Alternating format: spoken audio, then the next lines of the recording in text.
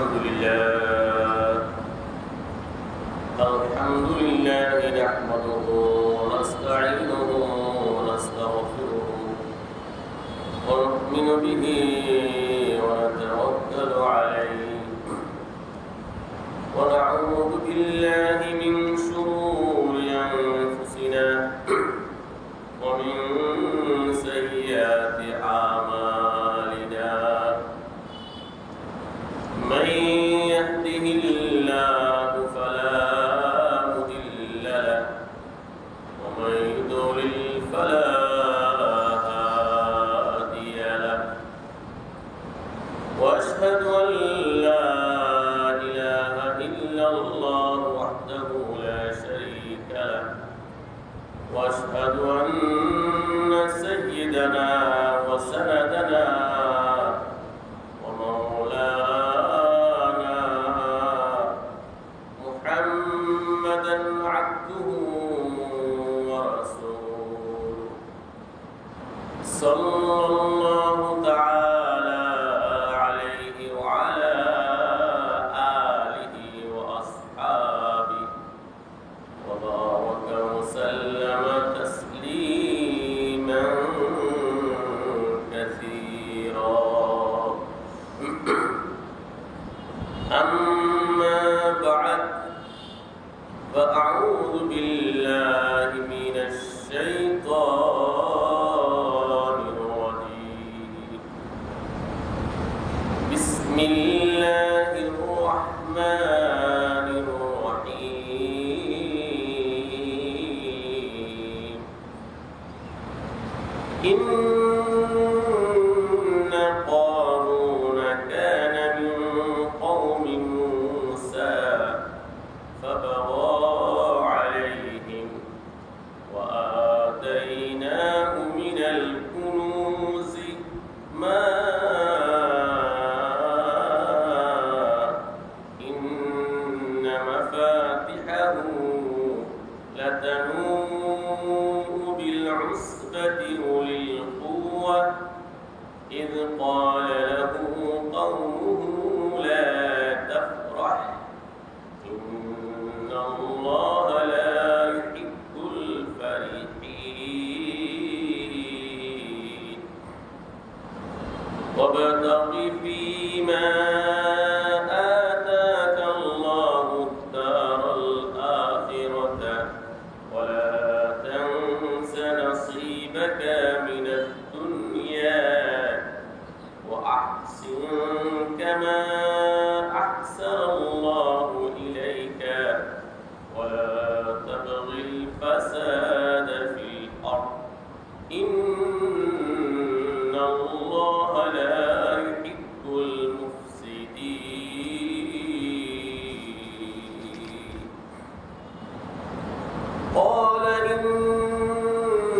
إنما أوتيته على علم عندي أولم يعلم أن الله قد أهلك من قبله من القرون من هو أشد منه قوة وأكثر جمعا ولا يسأل عن ذنوبهم المجرمون فخرج على قومه في زينته قال الذين يريدون الحياة الدنيا يا ليت لنا مثل ما أوتي قارون إنه لذو حظ عظيم وقال الذين أوتوا العلم ويلكم ثواب الله خير لمن آمن وعمل صالحا ولا يلقاها إلا الصابرون فخسفنا به وبداره الأرض فما كان له من فئة ينصرونه من دون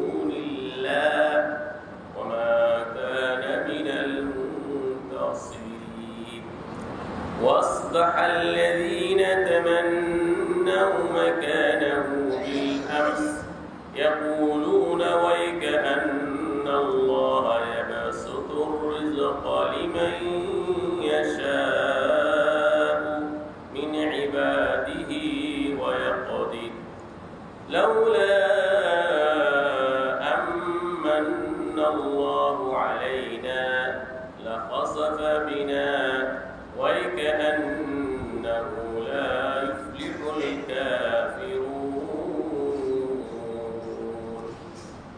بارك الله لنا ولكم في القرآن العظيم ونفعنا وإياكم بالآيات والذكر الحكيم. প্রাণ খুলে অত্যন্ত ইখলাস এবং নিষ্ঠার সাথে ইস্তিগফার পাঠ করে নবীর প্রেমে উজ্জীবিত হয়ে দুরূদ শরীফ পড়ে আস্তাগফিরুল্লাহাল্লাযী লা ইলাহা ইল্লা হুয়াল হাইয়ুল কাইয়্যুম ওয়া আতুবু ইলাইহি আস্তাগফিরুল্লাহাল্লাযী লা ইলাহা ইল্লা হুয়াল হাইয়ুল কাইয়্যুম أستغفر الله الذي لا إله إلا هو الحي القيوم وأتوب إليه ولا حول ولا قوة إلا بالله العلي العظيم. اللهم صل على وعلى آل محمد كما صليت على إبراهيم وعلى آل إبراهيم إنك حميد مجيد. اللهم بارك على محمد وعلى كما باركت على إبراهيم وعلى آل إبراهيم إنك حميد مجيد. اللهم صل وسلم وبارك عليه. اللهم افتح علينا حكمتك وانشر علينا رحمتك يا ذا الجلال والإكرام. উপস্থিত সম্মানিত ইসলাম প্রিয়, দ্বীন প্রিয়, নবী প্রিয়, কুরআন প্রেমী সুধীবৃন্দ, আল্লাহ সুবহানাহু ওয়া তাআলা অসীম মেহেরবানিতে আসমানী সর্বশেষ এবং সর্বশ্রেষ্ঠ মহাগ্রন্থ, শাশ্বত গ্রন্থ, আলোক গ্রন্থ কোরআনে কারীমের বরকতপূর্ণ তাফসিরে আসার বসার সময় দেওয়ার সুযোগটুকু আল্লাহ সুবহানাহু ওয়া তাআলা মেহেরবানি করে আমাদেরকে ভিক্ষা দান করেছেন। খুশি না বেজার? কম না বেশি? আসুন আমরা সবাই আল্লাহ সুবহানাহু ওয়া তাআলার দরবারে শুকরগুজার হই। অন্তরের অন্তঃস্থল থেকে আমরা উচ্চারণ করি আলহামদুলিল্লাহ। সম্মানিত সুধী, সুখে দুঃখে, সুস্থতা অসুস্থতা, সচ্ছলতা অসচ্ছলতা, সফলতা ব্যর্থতা, প্রাপ্তি অপ্রাপ্তি, আনন্দ নিরানন্দ ইত্যাদি সর্বাবস্থায় আল্লাহর প্রশংসা করতে হবে। কার প্রশংসা করতে হবে? হাদিস শরীফে আসছে, আল্লাহ নবী বলেন, মুমিনের বিষয়টি অত্যন্ত আশ্চর্যজনক। সরকারে দু আলম মুহাম্মদুর রাসূলুল্লাহ সাল্লাল্লাহু আলাইহি ওয়াসাল্লাম বলেন, একজন মুমিন, একজন ঈমানদারের বিষয়টা অত্যন্ত বিস্ময়কর, মুমিন ব্যক্তি যদি নিয়ামতের মধ্যে থাকে, আল্লাহ সুবহানাহু ওয়া তাআলার শুকরিয়া আদায় করে আল্লাহ তাআলা খুশি হয়ে নিয়ামত বাড়িয়ে দেন, বড় ইবাদত হয়। পক্ষান্তরে মুমিন বান্দা যদি বিপদে থাকে, মুসিবতে থাকে, ধৈর্য ধারণ করে আল্লাহ সুবহানাহু ওয়া তাআলা ধৈর্যের বিনিময়ে অপরিমিত অভাবনীয় মহা পুরস্কার আল্লাহ তাআলা দান করে। একজন মুমিনের কোন অবস্থায় লস নাই, সুস্থ আছে, আল্লাহর ইবাদত করবে, পুরস্কার পাবে।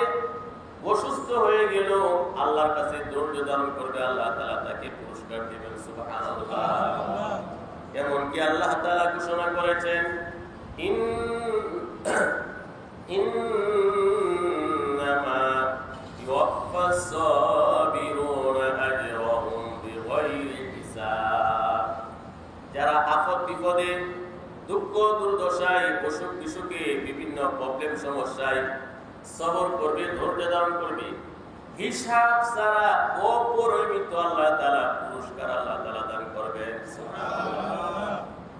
সম্মানিত সুধী, হাসরের কঠিন ময়দানে আল্লাহ তাআলা যখন সাবিরিন যারা ধৈর্য ধারণ করেছিল তাদেরকে পুরস্কার আল্লাহ তাআলা প্রদান করবেন, তখন নিয়ামত প্রাপ্ত মুমিনগণ বলবে, আহা, দুনিয়ার মধ্যে যদি আমাদেরকে দেহ থেকে লোহার চিরুনি দিয়ে হাড্ডি থেকে বস্তুগুলো পৃথক করা হতো ইসলামের জন্য, দ্বীনের জন্য, আর আমরা যদি ধৈর্য ধারণ করতাম, আজকে আমরা কত মহান, কত অভাবনীয় পুরস্কার লাভ করতাম। সুবহানাল্লাহ।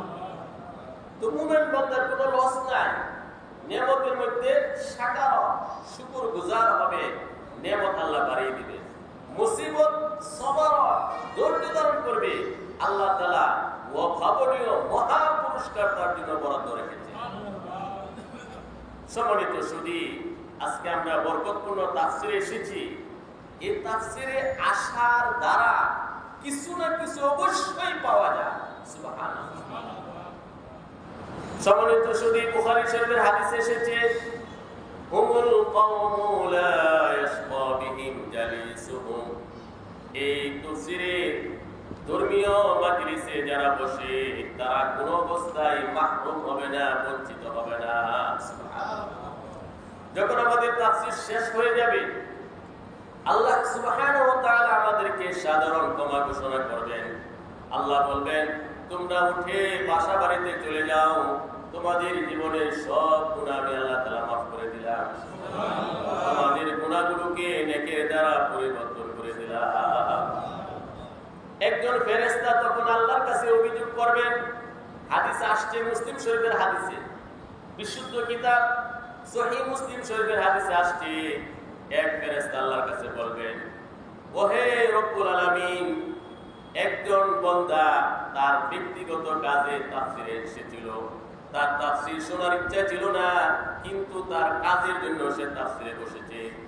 হুয়া রাজুলুন খাত্তাউন, সে তো মহাপাপী, পাপিষ্ঠ, পাপাত্মা, সে সবচেয়ে নগণ্য, জঘন্য, সবচেয়ে বড় পাপী, আপনি তাকেও ক্ষমা করে দিলেন।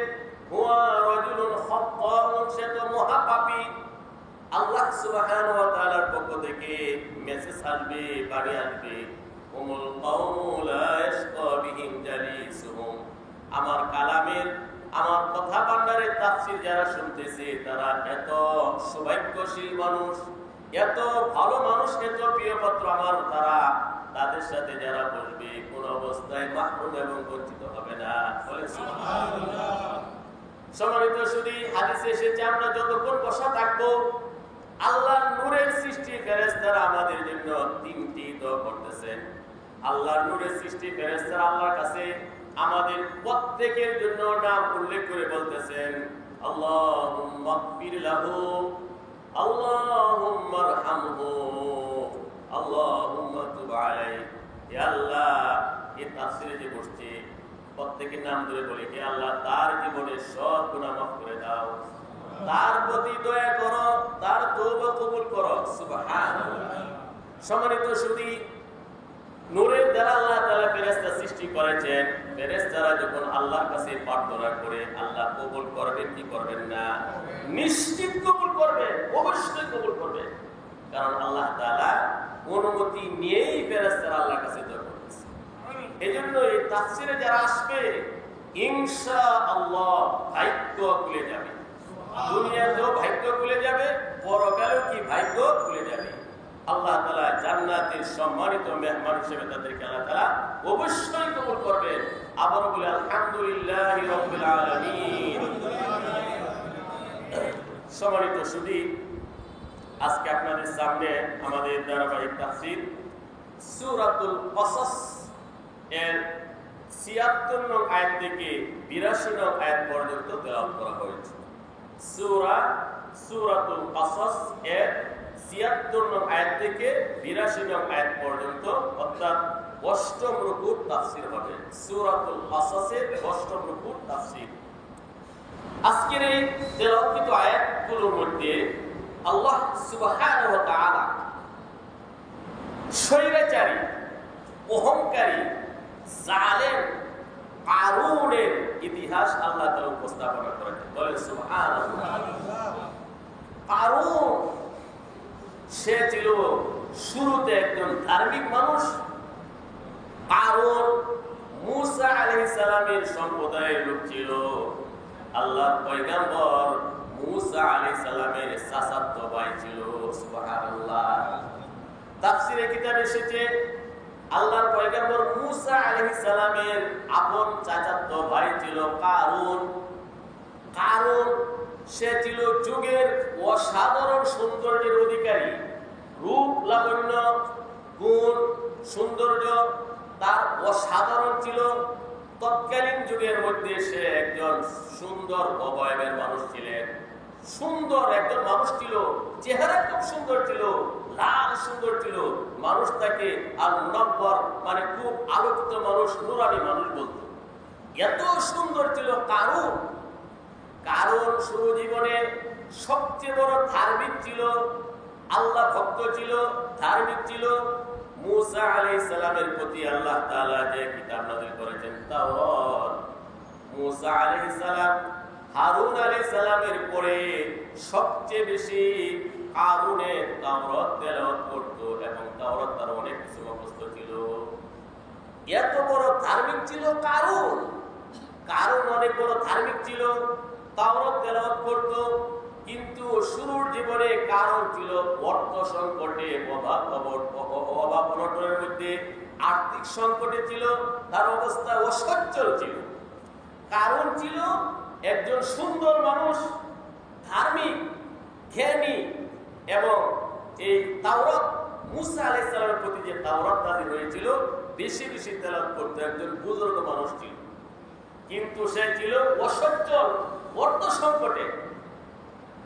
আল্লাহ সুবহানাহু ওয়া তাআলা কারূনকে পরীক্ষা করার জন্য হোটেল সম্পদ দান করলেন। বলেন সুবহানাল্লাহ। আলোচনা আসতেছে আল্লাহ তাআলা এত বেশি সম্পদ দান করেছিলেন। একজন শক্তিশালী মানুষ, আল্লাহ তাআলা বলেছেন শক্তিশালী একটি দল, শক্তিশালী একটি দল। সারা বিশ্বের মধ্যে যারা সবচেয়ে বেশি দৈহিক শক্তির অধিকারী, দৈহিক শক্তির অধিকারী যারা, আল্লাহ বলেছেন শক্তিশালী। এমন শক্তিশালী একদল লোক কারূনের কোষাগারের চাবি বহন করা কষ্টসাধ্য ছিল। কারূনকে এত বেশি সম্পদ আল্লাহ তাআলা দিয়েছিলেন, শক্তিশালী একটি টিম, একদল লোক কারূনের কোষাগারের চাবি বহন করা কষ্টদায়ক ছিল। তাফসীরে আসছে কারূনের কোষাগারের চাবি ৬০টি কচ্ছর বহন করত। কচ্ছর আগে যুগে তো কচ্ছর ছিল। ৬০টি কচ্ছরের উপর প্রত্যেকটা কোষাগারের চাবি বহন করত। সম্মানিত সুধী, কারূনের কোষাগারে তো অসংখ্য ছিল, লক্ষ লক্ষ ছিল। সোনা দানা ধনভাণ্ডার এত বেশি ছিল। প্রত্যেকটা কোষাগারের একটি করে চাবি ছিল। কয়টি করে চাবি ছিল? একটি। প্রত্যেকটা চাবি এক একটি আঙ্গুলের মতো, এক একটি ফিঙ্গার এক একটি আঙ্গুলের মতো ছিল। এই চাবিগুলো ছিল চামড়ার চাবি ছিল। প্রত্যেকটি কোষাগারের মাত্র একটি চাবি ছিল। এভাবে লক্ষ লক্ষ তার ধনভাণ্ডার, সোনা রূপা হীরা মণি মুক্তা জহরত ইত্যাদি ভরপুর অসংখ্য কোষাগার ছিল, ধনভাণ্ডার ছিল। এক একটি ধনভাণ্ডারের একটি চাবি ছিল। এত বিশাল চাবি ছিল, চাবি দেখেন আমাদের কাছে তো চাবি আছে, চাবি তো খুব ছোট থাকে, অল্প থাকে, আমরা বহন করতে পারি। আল্লাহ তাআলা বলেছেন এত বেশি ধনভাণ্ডার ছিল তার, প্রত্যেকটা কোষাগারের একটি চাবি আঙ্গুলের মতো চামড়ার ছিল। 60টি কচ্চর বহন করা কষ্টকর ছিল। একদল শক্তিশালী লোক তারা যে চাবিগুলো বহন করবে তাদের অনেক ক্লান্তি এসে যেত, তারা ক্লান্ত হয়ে যেতেন। সুবহানাল্লাহ। আসুন আমরা সরাসরি তাফসীরে প্রবেশ করি। আউযু বিল্লাহি মিনাশ শাইতানির রাজীম। শুরু করছি আমি আশ্রয় চাই আল্লাহর কাছে বিতাড়িত শয়তান থেকে। বিসমিল্লাহির রাহমানির রহিম। শুরু করছি অত্যন্ত দয়ালু অতি মেহেরবান আল্লাহর নামে সাহায্য কামনা করে। ইন্না কারুনা কানা মিন কওমি মূসা ফাবাগা আলাইহিম। ইরশাদ হচ্ছে অবশ্যই কারুন মূসা আলাইহিস সালামের সম্প্রদায়ের অন্তর্ভুক্ত ছিল। অতঃপর কারুন বনী ইসরাঈলের উপর জুলুম নির্যাতন শুরু করে দিল। নাউযুবিল্লাহ। আল্লাহ বলেন وآتيناه من الكنوز ما إن مفاتحه لتنوء بالعصبة أولي القوة। আল্লাহ বলেন আমি কারুনকে অসংখ্য ধনভাণ্ডার দিয়েছিলাম, যে ধনভাণ্ডারের চাবিগুলো শক্তিশালী একদল লোক বহন করা কষ্টসাধ্য ছিল। সুবহানাল্লাহ। إذ قال له قومه لا تفرح। যখন তাকে বলা হলো, মুসা আলাইহিস সালাম উপদেশ দেওয়ার জন্য বললেন, অন্যান্য ঈমানদার বান্দারা উপদেশ দেওয়ার জন্য বললেন কারুনকে লা তাফরহ, এ কারুন এত বেশি ধন সম্পদ পেয়ে তুমি উল্লাস করো না, আনন্দে আত্মহারা হইও না, মতহারা হইও না। ইন্নাল্লাহা লা ইউহিব্বুল ফারিহিন। আল্লাহ তাআলা যারা পাপের মধ্যে নিমজ্জিত থেকে পাপ করে যারা আনন্দিত হয়, আল্লাহ তাআলা তাদেরকে পছন্দ করেন না, ঘৃণা করেন। বলেন নাউযুবিল্লাহ। কারুনকে উপদেশ দেওয়ার জন্য বলা হলো, হে কারুন তুমি হোটেল সম্পদের মালিক, রূপের মালিক, গুণের মালিক, তোমার জনবল, বাহুবল, অর্থবল, এই সব কিছু পেয়ে তুমি পাপের মধ্যে লিপ্ত হয়েছ, নাফরমানির মধ্যে লিপ্ত। দুর্বলের উপর তুমি জুলুম করো, জুলুম নির্যাতন তুমি চালিয়েছ। এইগুলা করে তুমি আনন্দিত, উল্লাসিত। না না না, তুমি উল্লাস করবে না, আনন্দ করবে না। ইন্নাল্লাহা লা ইউহিব্বুল ফারিহিন। পাপ করে যারা আনন্দ করে আল্লাহ তাআলা তাদেরকে পছন্দ করেন না, মহব্বত করেন না। ওয়াবতাগি ফীমা আতাকাল্লাহুদ দারুল আখিরাতা। এ কারণ আল্লাহ যে সম্পদ তোমাকে দিয়েছেন সেই সম্পদের দ্বারা পরকালের পুঁজি গ্রহণ করো, পরকালের ঘরকে তুমি তালাশ করো। ওয়ালা তানসা নাসীবাকা মিনাদ দুনিয়া। দুনিয়ার তোমার অংশ ভুলে যেও না, মানে নেক আমল করতে তুমি ভুলে যেও না। ওয়া আহসিন কামা আহসানাল্লাহু ইলাইকা। কারণ কি বলা হলো, হে কারণ আল্লাহ সুবহানাহু ওয়া তাআলা দয়া পরশ হয়ে, তুমি দারিদ্র ছিলে, অর্থ সংকটে ছিলে, অভাবনটনে ছিলে, আল্লাহ তাআলা অভাবনীয় ধন সম্পদ তোমাকে দিয়েছেন। অতএব তুমি মানুষের প্রতি দয়া করো যেভাবে আল্লাহ তোমার প্রতি দয়া করেছেন। বলে সুবহানাল্লাহ। ওয়া আহসিন কামা আহসানাল্লাহু ইলাইকা। হে কারণ আল্লাহ যেভাবে তোমার প্রতি ধন সম্পদ দিয়ে দয়া করেছেন, দারিদ্র শ্রেণীর যারা, দুস্থ গরিব যারা, অসহায় যারা, তাদেরকে সাহায্য সহযোগিতা করে সেভাবে তুমি দয়া করো। ওয়ালা তাবগিল ফাসাদা ফিল আরদ। তুমি সমাজে, জমিনে, ভূপৃষ্ঠে ফাসাদ সৃষ্টি করো না, পাপাচার, অন্যায়, জুলুমের মধ্যে তুমি ত্রাসের জগৎ সমাজ তুমি সৃষ্টি করো না। ইন্নাল্লাহ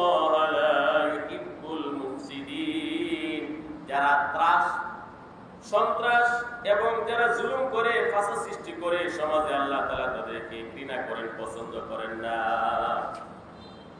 সম্মানিত সুধী, কারণ এত বেশি সম্পদ পেয়ে গেল, সে শুরুতে ছিল ধার্মিক, প্রচুর পরিমাণে দাওয়াত তেলাওয়াত করত, আল্লাহর ইবাদত বন্দেগী করত, জ্ঞান গরিমায় অসাধারণ ছিল, সৌন্দর্য রূপগুণে অসাধারণ ছিল।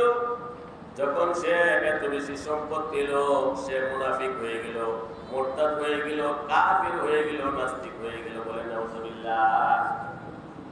মানুষ যখন শুরুর জীবন ভুলে যায়, তখন তার বিপদ তার সামনে আসে, সে বিপদ ডেকে নিয়ে আসে। অতীত ভুলে যায়, কারণ অতীতকে ভুলে গেল। মুসা আলাইহিস সালাম, হারুন আলাইহিস সালাম বিভিন্ন আঙ্গিকে তাকে বুঝালেন, ইমানদারগণ তাকে বুঝালেন, কারণ তুমি এত অহংকারী হইও না, এত জুলুম করো না। আল্লাহ তোমাকে সম্পদ দিয়েছেন, জ্ঞান গরিমা দিয়েছেন, রূপ লাবণ্য দিয়েছেন, তুমি এইগুলা পেয়ে মানুষের প্রতি দয়া করো, মানুষের সাথে তুমি বিনয়ী হও, অহংকার করো না। কিন্তু কারণ জনবল, বাহুবল, অর্থবল টেকাইকে দুর্বলের উপর জুলুম শুরু করে দিল, যত পাপাচার সবগুলোর মধ্যে সে লিপ্ত হল। এভাবে বোঝানোর পর কারণ তো করছেন, উত্তর দেয়, قال إنما أوتيته على علم عندي। কারণে বলে, না না না, আমার জ্ঞান গরিমা, আমার কৌশল, আমার বিজনেস ইত্যাদির মাধ্যমে আমি সম্পদ অর্জন করেছি। কে আমাকে দান করেছে? আল্লাহ। আবার কে? বলে নাউজুবিল্লাহ। কারণ বলে, না না না, আমি কৌশলী, আমি বিজনেসম্যান, আমি ব্যবসা খুব বুঝি, আমি খুব জ্ঞানী, আমি খুব গুণী, আমার বাহুবল, আমার জনবল, অর্থবল অনেক বেশি। যে আমার জ্ঞান গরিমার দ্বারা আমি এগুলো উপার্জন করেছি। কি আমাকে দান করেছে তোমরা বলো? বলেন নাউজুবিল্লাহ।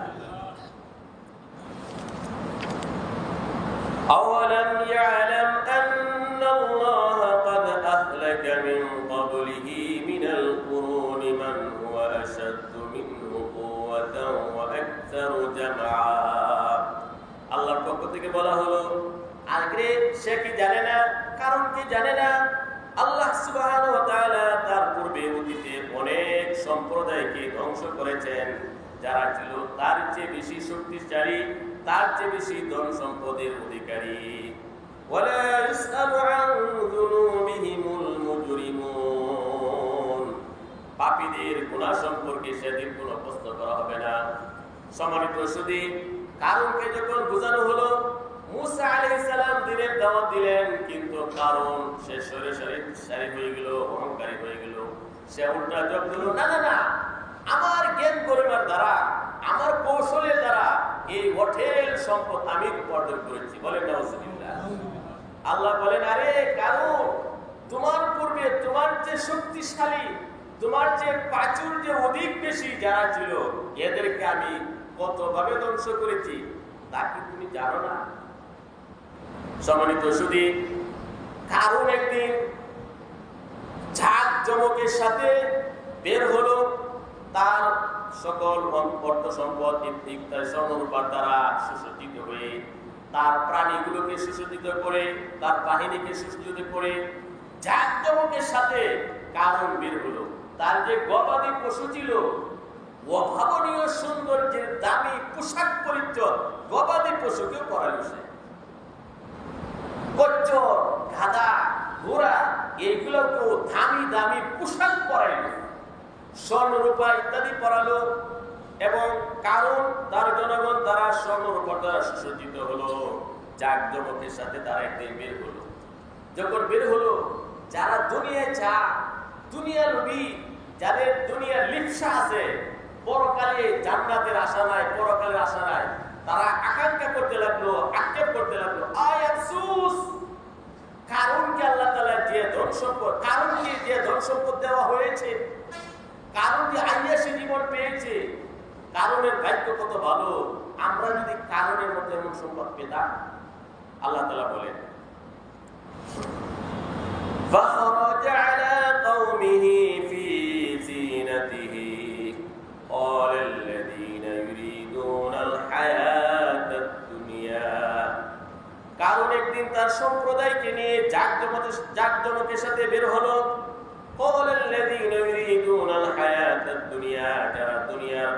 দুনিয়ার লিপসা করে দুনিয়া চাই, তারা বলল ইয়া লাইতা লানা মিসলা মা উতিয়া কারুন। আফসোস, কারণকে যে সম্পদ দেওয়া হয়েছে আমাদেরকে যদি সে সম্পদ দেওয়া হতো। ইন্নাহু লাযু হায্যিন আযীম, নিশ্চয়ই কারণ মহাভাগ্যবান। বলেন নাউযুবিল্লাহ। কিন্তু যাদেরকে ইলম দেওয়া হয়েছিল, আলেম উলামা ইমানদার ব্যক্তিগণ, তারা বললেন ওয়াকালাল্লাযীনা উতুল ইলমা ওয়াইলাকুম সাওয়াবুল্লাহি খায়রুল লিমান আমানা ওয়া আমিলা সালিহান ওয়া লা ইউলাক্কাহা ইল্লাস সাবিরুন। কিন্তু যাদেরকে ইলম দেওয়া হয়েছিল, আলেম উলামা ইমানদারগণ, তারা বললেন তোমাদের জন্য ধ্বংস, আল্লাহর প্রতিদান তোমাদের জন্য শ্রেষ্ঠ যারা আল্লাহর প্রতি ঈমান আনে, নেক আমল করে এবং যারা ধৈর্যশীল, তারা একমাত্র তা প্রাপ্ত হয়। বলে সুবহানাল্লাহ। কারণের এই জাকজমক, এই আইয়াসী জীবন দেখে যারা দুনিয়া নবী তারা আকাঙ্ক্ষা করতে লাগলো, আয় আফসোস, এই সম্পদ, এই সুখ শান্তি যদি আমাদেরকে দেওয়া হতো, কতই না বলা হতো। কারণ কত বড় ভাগ্যবান যারা ইমানদার আলেম ওলামা, তারা বলল না না না, যারা ঈমান এনেছে, নেক আমল করেছে, তাদের পুরস্কার পরকালে আল্লাহ তাআলা অনেক বেশি দিবে। আল্লাহ সুবহানাহু ওয়া তাআলা কারণ তার সকল ধনভাণ্ডার, সম্পদ, জনগণ সবাইকে আল্লাহ তাআলা মাটির তলে দোষিয়ে দিলেন। বলেন আল্লাহু আকবার। কারণ মানুষের সামনে, সমাজের সামনে মাটির তলে যেতে লাগলো, মাটি থেকে কে ফেললো, তার যে ধনভাণ্ডার ছিল, কোষাগার ছিল, সকল সম্পদ মাটির মধ্যে ডাকতে লাগলো। হাঁটু পর্যন্ত, কোমর পর্যন্ত, গলা পর্যন্ত 7 তবক জমিনের নিচে চলে গেছে। বলে সুবহানাল্লাহ। যখন কারণ এভাবে মাটির মধ্যে ডাকতে লাগলো, দোষে গেল, যারা গতকাল চেয়েছিল আহা আমরা যদি কারণের মতো সম্পদ পেতাম, তারা বলতে লাগলো আল্লাহ আমাদের প্রতি দয়া করেছেন, আমরা যদি কারণের মতো সম্পদ পেতাম আমরাও তো মাটির তলে ভেবে যেতাম। বলেন আল্লাহু আকবার। আল্লাহ তাআলা বলেন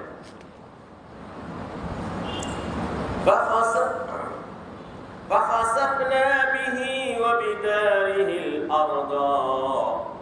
আল্লাহ বলেন আমি কারণকে, তাকে এবং তার প্রাসাদগুলোকে, তার বিল্ডিং গুলোকে, তার সকল ঘরগুলোকে, ধনভাণ্ডারকে আমি মাটির তলে নামিয়ে দিলাম, বসিয়ে ফেললাম।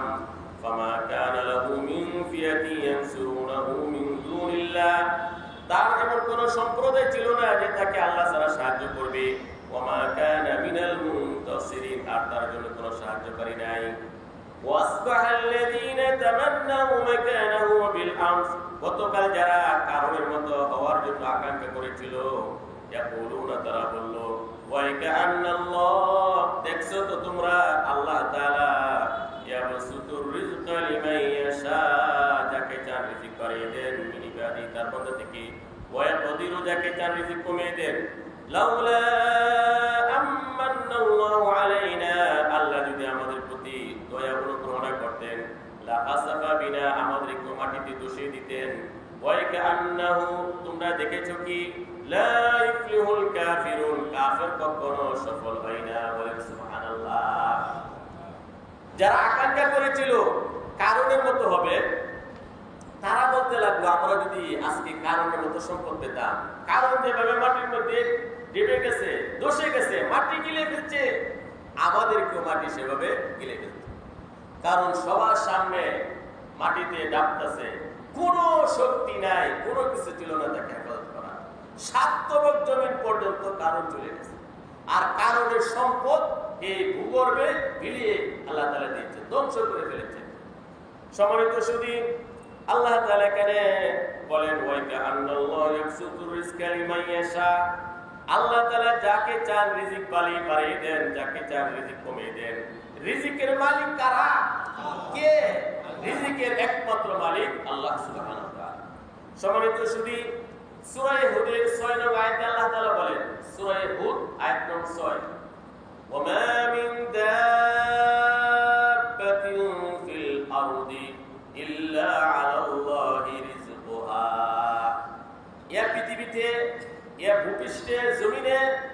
সকল প্রাণীদের রিজিকের দায়িত্ব আল্লাহর উপর, বলেন সুবহানাল্লাহ।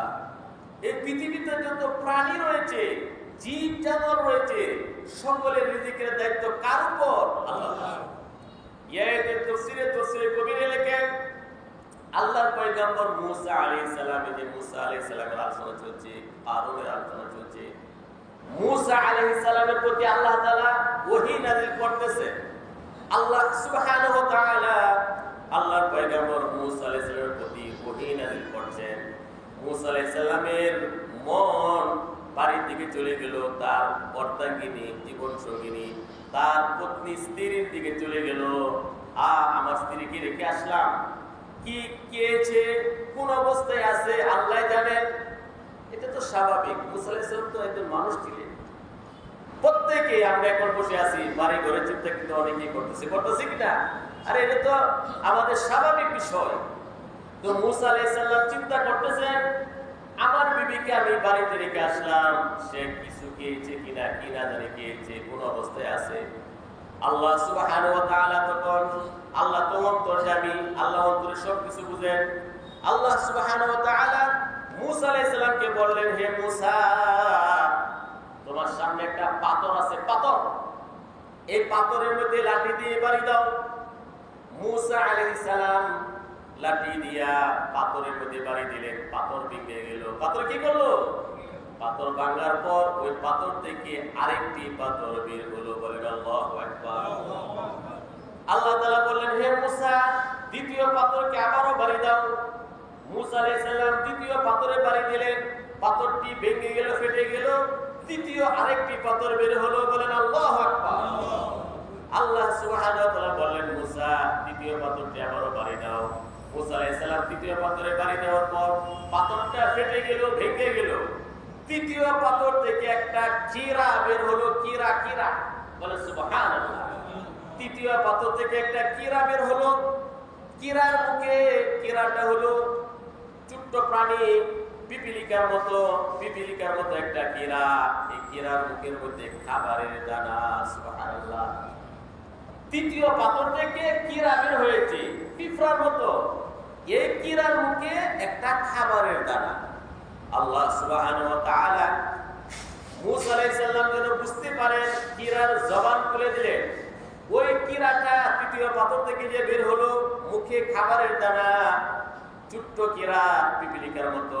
আল্লাহকে বলতেছে, সুবহানা মান ইয়ারানি ওয়া ইয়াসমাউ কালামি ওয়া ইয়ারিফু মাকানি ওয়া ইয়াযকুরুনি ওয়া লা ইয়ানসানি।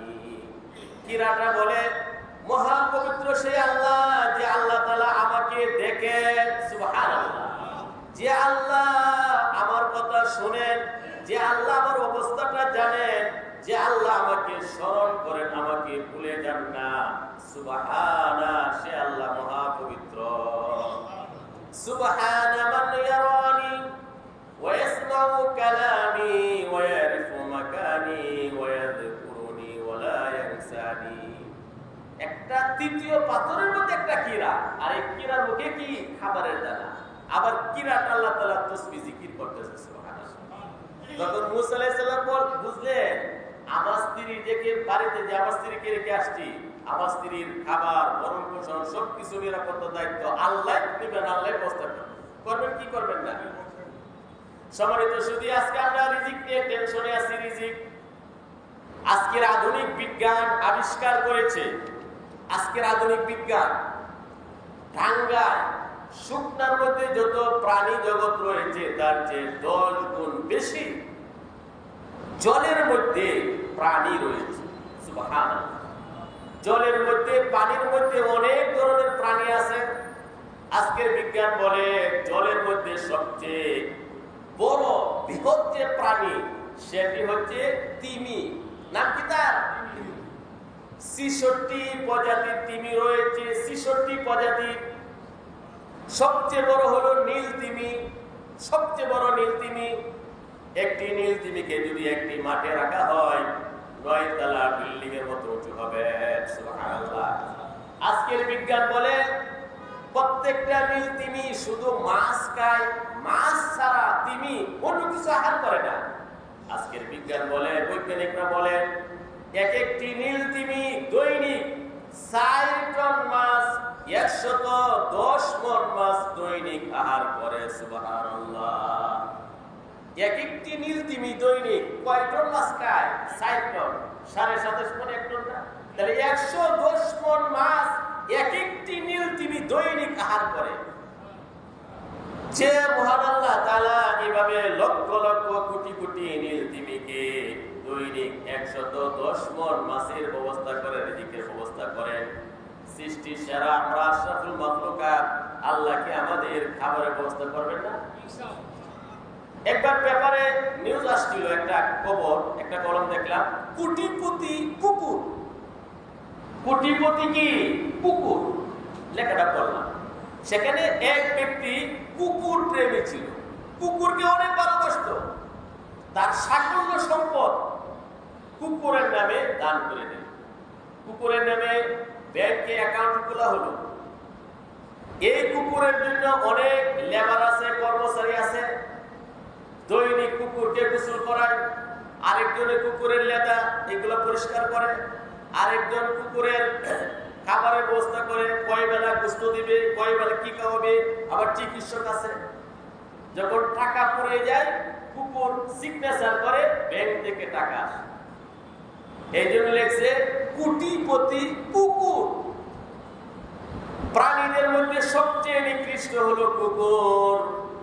একটি কুকুরকে যদি আল্লাহ তাআলা কিভাবে আহারের ব্যবস্থা করতে পারেন, আমরা যারা ঈমানদার আল্লাহকে আমাদের সুব্যবস্থা করবেন না? আরে সবচেয়ে নিকৃষ্ট আল্লাহর অভিশাপ যাদের প্রতি আসে, গায়িকা নায়িকা। পত্রিকায় দেখলাম একবার ভারতের এক নায়িকা, গায়িকা, এক নারী, তার চুলের রং করতে 55 লক্ষ রুপি ব্যয় করে। এক একটা শুটিং করতে যে চুল রঙায়, এই চুল রঙাইতে তার 55 লক্ষ রুপি খরচ হয়। নাউজুবিল্লাহ।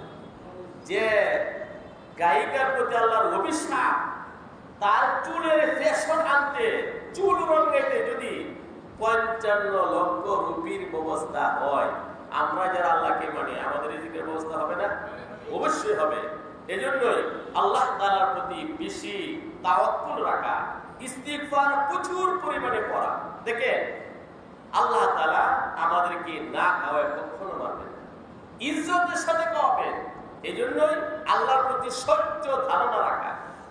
এই সব কিছু রিজিক তো আকাশে আছে, কোথায় আছে? ওয়াফিস সামাই রিজকুকুম ওয়া মা তুআদুন। আল্লাহ ঘোষণা করেন, হে দুনিয়ার মানুষ, রিজিকের ব্যবস্থা, রিজিকের ট্রেজারি, রিজিকের গুদাম, কোষাগার আকাশে। কোথায়? ওয়াফিস সামাই রিজকুকুম, আকাশে তোমাদের রিজিক রয়েছে। রিজিক কোথায় আছে? আকাশে। আর আমরা তালাশ করি জমিনে, মানুষের কাছে, এই সেই। আসলে যেহেতু আকাশের রিজিক, আকাশওয়ালা আল্লাহর সাথে আমাদের গভীর সম্পর্ক করতে হবে। আমরা যদি আল্লাহর সাথে গভীর সম্পর্ক করি, ইনশাআল্লাহ আল্লাহ তাআলা লা ইয়াহতাসিব, ধারণা করা যাবে না এমন জায়গা থেকে আল্লাহ তাআলা রিজিকের ব্যবস্থা করবেন। সম্মানিত সুধী, একজন হাদিস বিশারদ ছিলেন ইমাম বুখারী রাহমাতুল্লাহি আলাইহির উস্তাদ আব্দুল্লাহ ইবনে মুবারক ইবনে ওয়াদিহ। আব্দুল্লাহ ইবনে মুবারক তিনি আমিরুল মুমিনিন ফিল হাদিস, হাদিসের বড় আলেম ছিলেন, হাদিস বিশারদ ছিলেন, যুগ শ্রেষ্ঠ একজন আলেম ছিলেন। নাম হলো আব্দুল্লাহ ইবনে মুবারক। আব্দুল্লাহ ইবনে মুবারক তিনি হজে রওনা হলেন। হজের সফরে চলছে, রাস্তার মধ্যে বিশাল বড় একটা জঙ্গল পড়লো। জঙ্গল আব্দুল্লাহ ইবনে মুবারক তিনি লক্ষ্য করলেন একটি কাক, একটি কাক মুখের মধ্যে একটি রুটি জঙ্গলের মধ্যে উঠতেছে। আব্দুল্লাহ ইবনে মুবারক তিনি টেনশনে পড়ে গেলেন, অবাক হয়ে গেলেন, ব্যাপার কি? এই বিশাল বড় জঙ্গলের মধ্যে কাকের মুখে রুটি, অবশ্যই কোনো ঘটনা আছে। আব্দুল্লাহ ইবনে মুবারক কাককে টার্গেট করে চলতে লাগলেন। কিছুক্ষণ যাওয়ার পর দেখলেন কাক এক জায়গায় নেমে রুটি রেখে চলে গেল। বলে সুবহানাল্লাহ। আব্দুল ইবনে মুবারক ওই জায়গায় গেলেন, গিয়ে দেখলেন একজন মানুষ তার দুই হাত বাঁধা, দুই পা বাঁধা। আব্দুল ইবনে মুবারক তাকে দেখে বললেন, কি ব্যাপার, তোমার হাত পা বাঁধা কেন, আর কাক এনে তোমাকে রুটি খাওয়ালো কেন? লোকটি বলে, হে আল্লাহর বান্দা, আমি হজের জন্য রওনা হয়েছিলাম, ডাকাতের দল আমার সবকিছু চিন্তাই করে নিয়ে গেল, চুরি করে নিয়ে গেল, ডাকাতি করে নিয়ে গেল। তারা এত নিষ্ঠুর, আমার দুটা হাত বেঁধে রেখে গেল, দুটা পা বেঁধে রেখে গেল। আল্লাহ সুবহানাহু ওয়া তাআলা মেহেরবানি করে একটি কাককে নির্ধারণ করেছেন, কাক প্রতিদিন কাকে আমাকে একটি করে রুটি খাওয়া। আর আল্লাহ আপনাকে প্রেরণ করেছেন আমার হাত পায়ের বাতগুলো খোলার জন্য। সুবহানাল্লাহ। আল্লাহ কিভাবে খাওয়ার ব্যবস্থা করে, নিজেকে ব্যবস্থা করেন। আব্দুল ইবনে মুবারক বললেন, ঠিক আছে আমার সাথে চলো, আমি হজ করতে যাব। আব্দুল ইবনে মুবারক রাহমাতুল্লাহি আলাইহি এবং ওই হাত পা বাঁধা এই লোকটাকে নিয়ে চললেন। হাত পা বাঁধা খুললার পরে কিছুক্ষণ যাওয়ার পর দেখলেন একটি কুয়ার মধ্যে অনেকগুলো হরিণ পানি পান করতেছে। আব্দুল ইবনে মুবারক এই লোকটাকে বললেন, চলেন কুফের কাছে যাই, ওযু গোসল করে পানি সংগ্রহ করি, যেহেতু সুন্দর পানি। আব্দুল ইবনে মুবারক এই ব্যক্তিকে নিয়ে যখন কুফের কাছে গেলেন, হরিণগুলো দৌড়াদৌড়ি করে ভিতরে চলে গেল। কুফের পানি অনেক উপরে ছিল, একদম নিচে চলে গেল। আল্লাহু আকবার।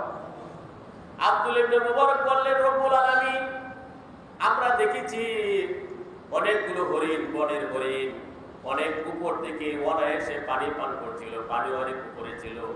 আমরা আসলাম, হরিণগুলো চলে গেল, পানি অনেক নিচে চলে গেল। আমরা তো সৃষ্টি সারা আশরাফুল মাখলুকাত, এমন হলো কেন? গায়েব থেকে একটা আওয়াজ আসলো, হে আব্দুল ইবনে মুবারক, তোমার সাথে দড়ি আছে, বালতি আছে, আমার হরিণগুলোর দড়ি বালতি নাই। সুবহানাল্লাহ। এই জন্য আল্লাহর প্রতি যদি আমরা তাওয়াক্কুল করি, ভরসা করি, অবশ্যই আল্লাহ তাআলা আমাদেরকে রিজিকের ব্যবস্থা করবেন ইজ্জতের সাথে। কিসের সাথে? ইজ্জতের সাথে। তবে রিজিক অর্থ শুধু খাবার নয়, রিজিক অর্থ জ্ঞান গরিমা, রিজিক অর্থ ইজ্জত সম্মান, রিজিক অর্থ সুস্থতা, রিজিক অর্থ লোকা সন্তানাদি ইত্যাদি। শুধু খাবার রিজিক না। সম্মানিত শুধু আজকের এই তেলাওয়াতকৃত আয়াতগুলোর মধ্যে আল্লাহ সুবহানাহু ওয়া তাআলা কারুনের অতীত, ভবিষ্যৎ এবং সচ্ছল সবকিছুর অবস্থা আলোচনা করার পর আল্লাহ তাআলা যে বিষয়টি বুঝিয়েছেন, কারণকে অত্যন্ত শোচনীয় ভাবে লাঞ্ছিত করে ভোগ করবে আল্লাহ তাআলা বসিয়ে দিয়েছেন, মাটিতে আল্লাহ তাআলা দাবিয়ে দিয়েছেন, ধ্বংস করে দিয়েছেন। এই জন্য ধন সম্পদ একজন মানুষ সম্মানিত এবং পরহেজগার, আল্লাহর প্রিয় পাত্র হওয়ার এটা লক্ষণ না। আল্লাহ তাআলা আমাদের সবাইকে আজকের এই তাফসীরের উপর আমল করার তৌফিক দান করুন। আমিন। ওয়া আখিরু দাওয়ানা আলহামদুলিল্লাহি রাব্বিল আলামিন। সুবহানাল্লাহি ওয়া বিহামদি, আশহাদু আল্লা ইলাহা ইল্লা আনতা, আস্তাগফিরুকা ওয়া আতুবু ইলাইক।